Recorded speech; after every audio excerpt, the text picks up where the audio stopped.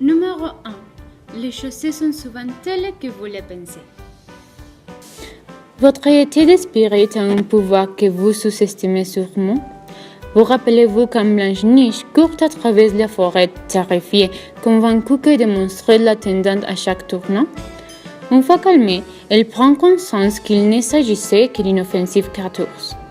Si vous étiez persuadé que vous trouverez des monstres, vous les trouverez, c'est garanti.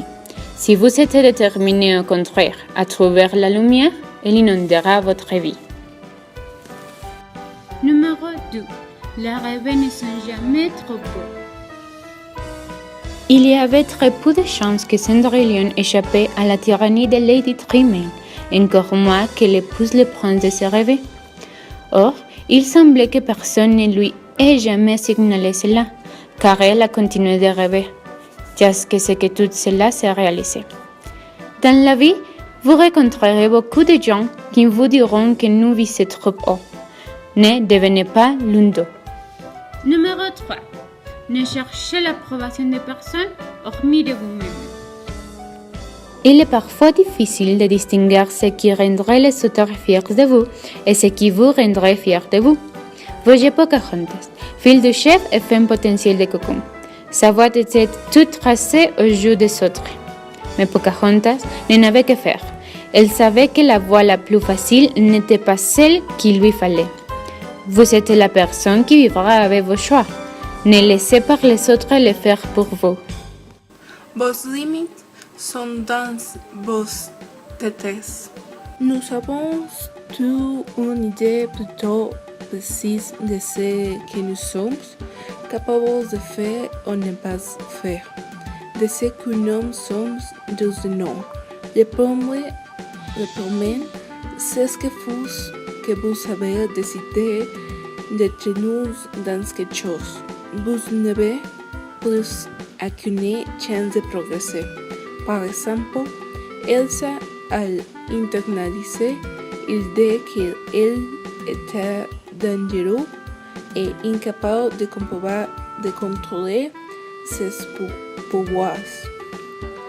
Mais c'est précisément cette idée qui l'a rendue dangereuse car, comme elle et les autres l'imprenaient ensuite, elle les contrôlait en vérité très bien. Tout ce que l'imait marchait de la même manière. Tout ce que vous limitez marchait de la même manière. C'est dedans vous étiez avant tout. 5. Garder l'équilibre en toutes choses. Travailler dur est indispensable. Pour faire de vos Travailler dur est indispensable pour faire de vos rêves des réalités.